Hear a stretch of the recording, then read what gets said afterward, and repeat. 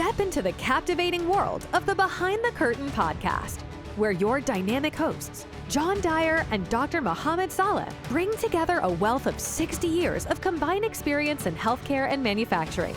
Join us every week as we delve into intriguing topics, weaving unscripted conversations that promise to take you on an unpredictable and enlightening journey. Gain valuable insights for your continuous improvement adventure as we navigate uncharted territories with enthusiasm and expertise.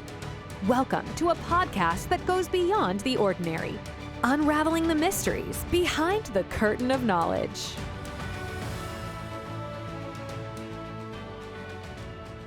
Hello, everyone. Welcome to another edition of Behind the Curtain. I'm one of your co-hosts, John Dyer, and with me is Dr. Mohamed Saleh. And we're here today to talk about strategic thinking. Last time we were together, we discussed vision. And one of the things we discussed was that vision without action is just merely a dream. Well, the strategy helps us to turn that vision into action. So, Mohamed, you want to start us off with what does it mean to be a strategic thinker? Yeah, John, in this series with leadership characteristics, I think this is one of those characteristics that are often overlooked. I want to say just as we go, there's kind of like four things that pop into mind. To be a strategic thinker and have that systems perspective, is the first one is understanding the interconnections of systems. Being able to see the whole. I think many leaders are sometimes too granular or too abstract, that they lose sight of understanding from a systems perspective, being able to see the whole. And so in understanding how those interdependencies work with one another, and understanding the feedback loops that happen up and down what we'll call the value chain or the value stream. So I would say that's one aspect of being a strategic thinker, is being able to see the whole and understand the interconnectivities that happen within that system. Yeah, whenever I'm doing process maps with folks, one of the things I really emphasize is that every place where something gets handed off from one organization to another is a failure point. Yeah. And really needs to be emphasized on how do you make sure that that goes smoothly.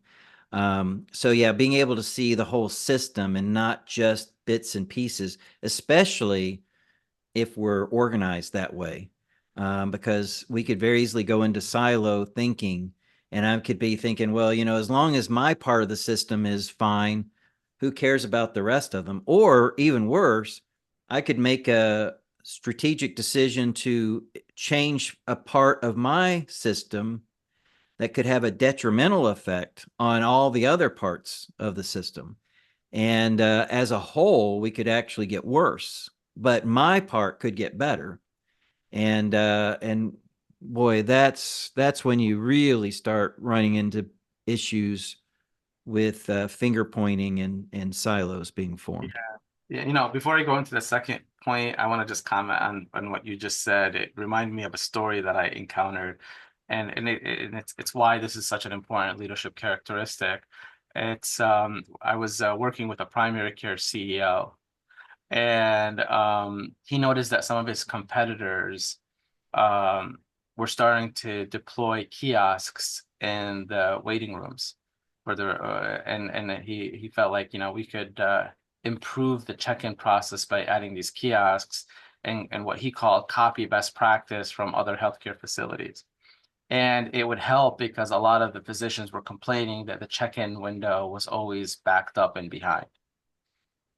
And so we said, okay. And then he had no real big vision out of this, other than reduce the complaints of the physicians of talking about the receptionist checking in and it taking forever to check in, and the long wait in the line that he saw. So in a very siloed manner, wanted to deploy these kiosks. Well, they deployed a few kiosks, and I had kind of joined him during this process as he was deploying it already. So it was a little after the fact. And all of a sudden, the patient satisfaction scores went down.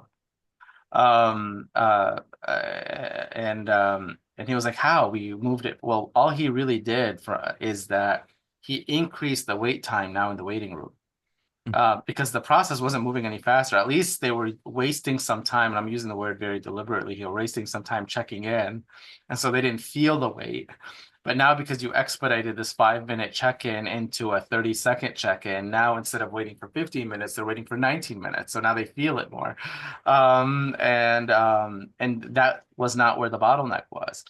But the reality of who complains the loudest and being able to just copy from other people and paste it into your facility without understanding the interdependencies upstream and downstream has consequences. And as a leader, I think that's a big issue, that you just want to, oh, I'm going to automate this machine. Yeah, but that you might just make the bottleneck worse if you automate that machine. So Right. very good point. I would say the second one, which kind of ties a little bit into this, but I'm going to go back to our last episode around the vision, is being able to balance the macro perspective and the micro perspective. I think some leaders are really good at the macro. I think some leaders are really good at micro, but as a characteristics for change, leaders need to be able to zoom in and out of the organization. And make it seamlessly where they are able to zoom out to a broader strategy that ties to the vision, and then zoom back into the granular action steps that are required to get you there. And I think that's a skill that's often missed as well. Yeah, I agree. And it's funny because I believe that the percentages of those two, macro versus micro, should be more heavily weighted on macro than micro. You know, and if we truly want to empower our employees to solve problems closest to the process, then that, as we go down that path and get closer and closer to that vision of, you know, having the employees well trained, having all the data they need to make tough decisions, and then solving problems at this point where they're happening, that should then allow me as the leader to move more and more of my time into the macro bucket, which is where it needs to be in order to grow the business and to, you know, reach out to customers and suppliers and all that. The problem is, and this is what we've talked about in previous episodes, again, you know, the root cause of the reason why a lot of this doesn't happen or isn't sustainable is because the promotional criteria that most organizations use emphasize the micro and not the macro, right? Because, you know, the macro may take years to fully realize, whereas the micro, I can be the hero of the day. And the more often I become the hero of the day, the more name recognition I'm getting, the more noise I'm making with the higher ups in the organization, so that when a position opens up that's above me, I'm more likely to be considered for promotion than that other person who is, you know, coming up with a brilliant strategy that is multi-year long, that's going to help save the company in the long term. But because they're in a, you know, group setting and they're discussing things and strategizing things and whiteboarding things, well, that doesn't get them the kind of name recognition and glory that the firefighter gets. Yeah, you know, So I do yeah, think that's part of the problem, is that we gotta figure out, how do we reward that macro strategic thinking? yeah.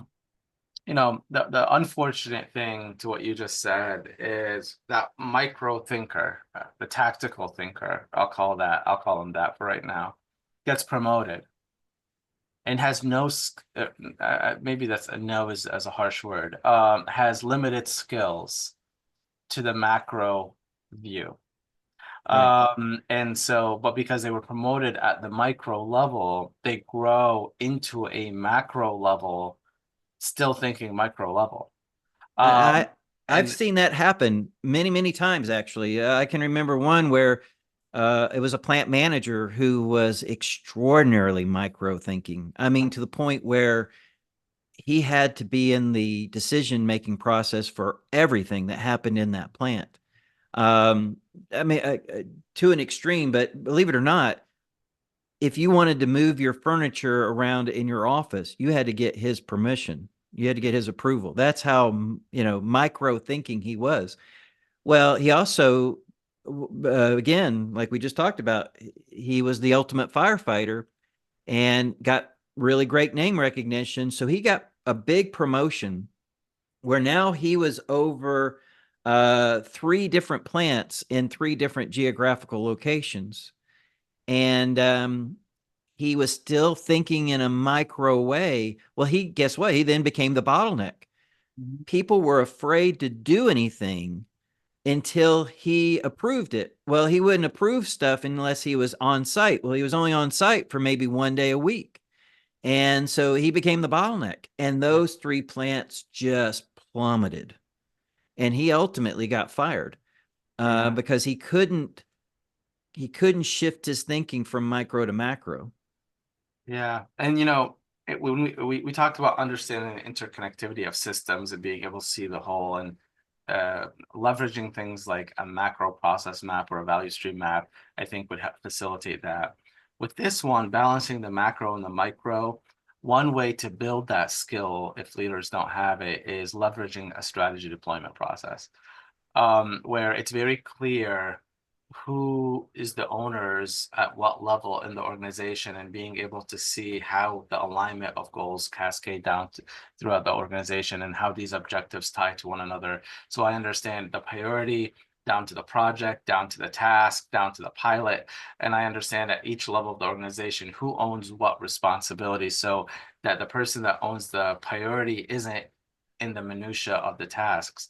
But I think it's a skill to be able to see the priority and be able to see the task.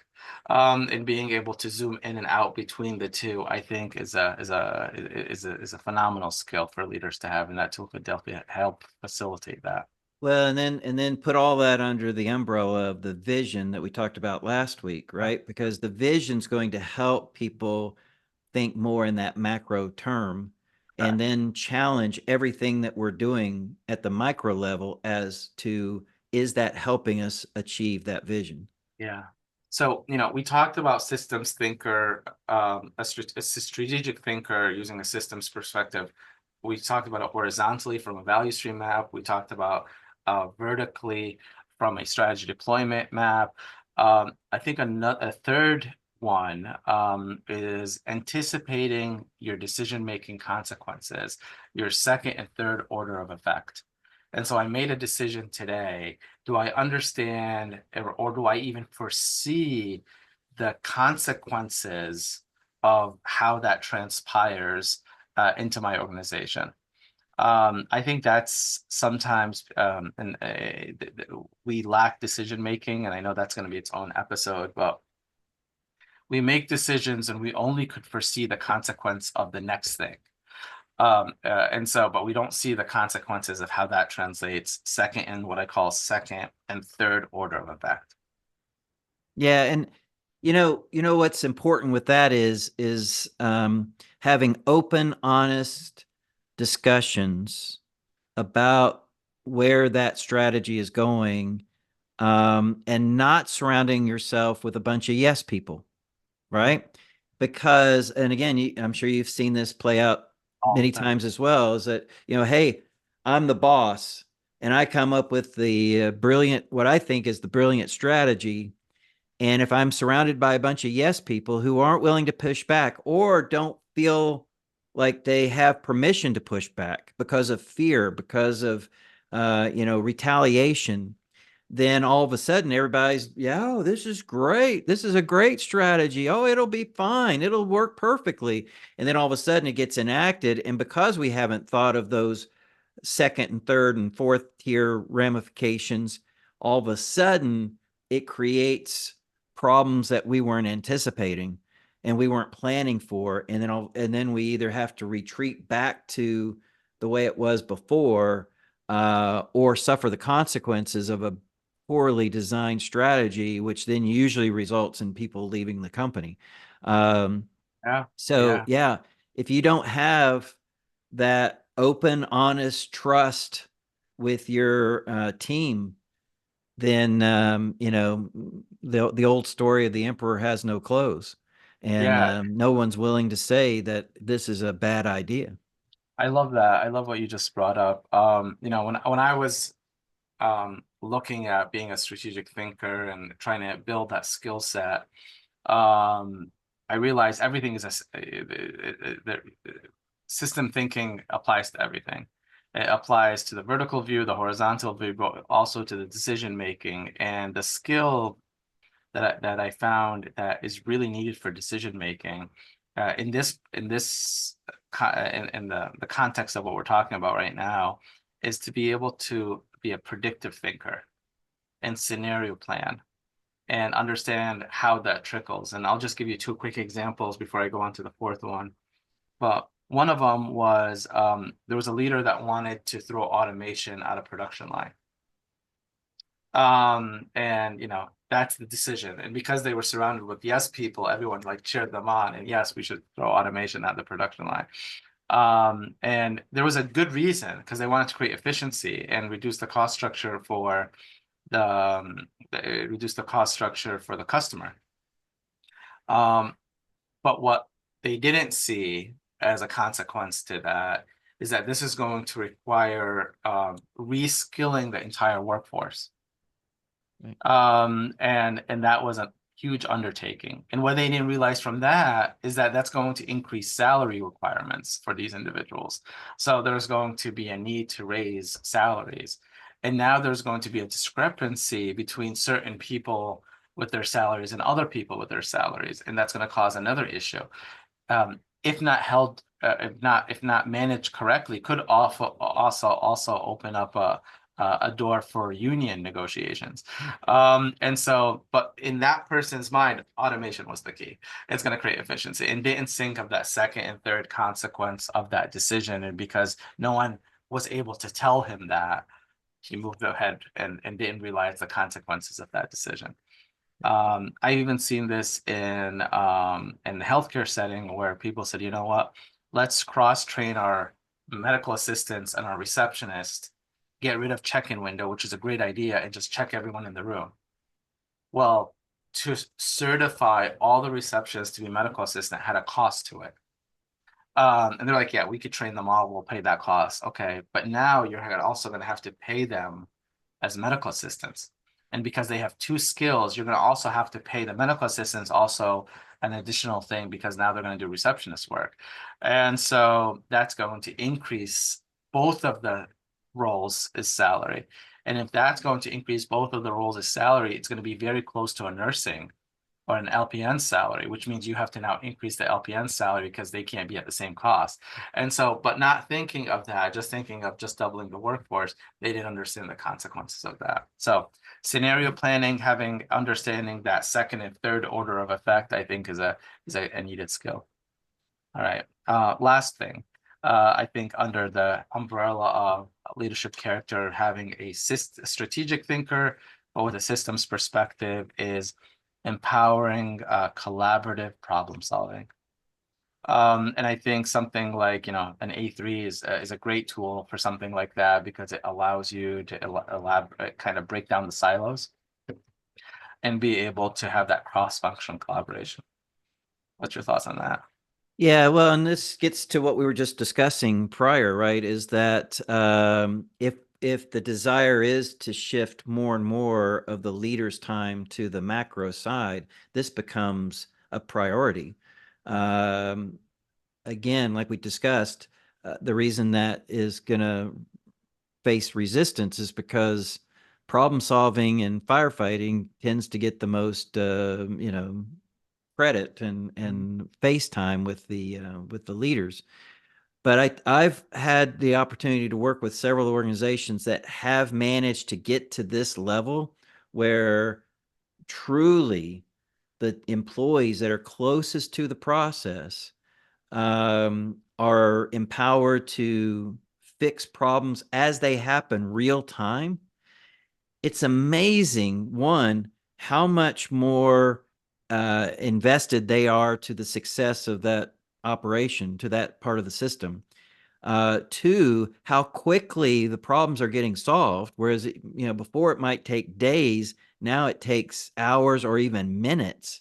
And then three, if they're also taught to have the mindset of every time a problem happens, how do we then follow up on that problem to say, how do we keep it from ever happening again?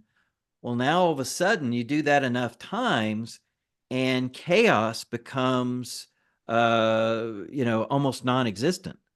And things become a lot more predictive, a lot more stable. And now all of a sudden you're able to more accurately predict when you can get stuff to the customer. So your on-time delivery numbers increase dramatically. Your quality increases dramatically. So there's a huge benefit for doing this. In addition to the fact that those leaders are now freed up to do the macro strategic planning and thinking that will help the organization get to the next level of performance. But boy, it takes a completely different mindset on what do we reward, what do we recognize, how do we, because again, if you have a stable system eventually where there isn't chaos, well, guess what? There's not as many fires to put out. And if there's not as many fires to put out, you don't need as many firefighters. So you can see the ramifications for doing this, but it's absolutely necessary to achieve what you're talking about. Yeah, and I think as a strategic thinker, if I want to break down silos, I have to first acknowledge what those silos are, and understand that some of my problems are a result of those silos. So it's almost like the emergency department and the inpatient floors have this kind of two worlds. How do I create an initiative, a collaborative problem-solving initiative to break those two silos and put them together in the same room? How do I bring the receptionists and the medical assistants and put them together in the same room with the physicians? How do I bring supply chain with the director of ops or the operations and maybe the program managers and put them in the same room to solve a problem? Being able to acknowledge diverse perspectives, and as a CEO or as a leader who's a strategic thinker, to see where your silos are and intentionally bring and empower problem solving to pull these people together, it's going to be very uncomfortable. And it's easy to do projects in each one of the silos rather than having to deal with it. But being a leader who embraces empowering and pushing them together so that they have to kind of be forced to tackle challenges as one team, I think is a skill. Yeah. And so just to wrap this up, this particular thought, think about this. How many people in the organization have metrics, performance metrics that cross the entire organization? Team-based, yeah. Right? Yeah. Versus individual. 100%. Because the more, organizational type metrics there are, the more I care about you being successful, because it's going to help me and us overall be successful. 100%. 100%. Well, All right. Wonderful episode, John. Hopefully those 4 things are things people could take home with them when they think of a strategic thinker and being able to view it from a systems perspective. And we'll be talking about the next leadership characteristics in the next episode. Very good. See you then. Take care, everyone. As we draw the curtains on another fascinating episode, we wanted to express our gratitude for joining us on this enlightening journey. If you're hungry for more captivating and thought-provoking discussions with John Dyer and Dr. Mohamed Saleh, hit that subscribe button to ensure you don't miss a beat. Until next week, keep exploring, stay inquisitive, and stay inspired. See you on the next Behind the Curtain adventure.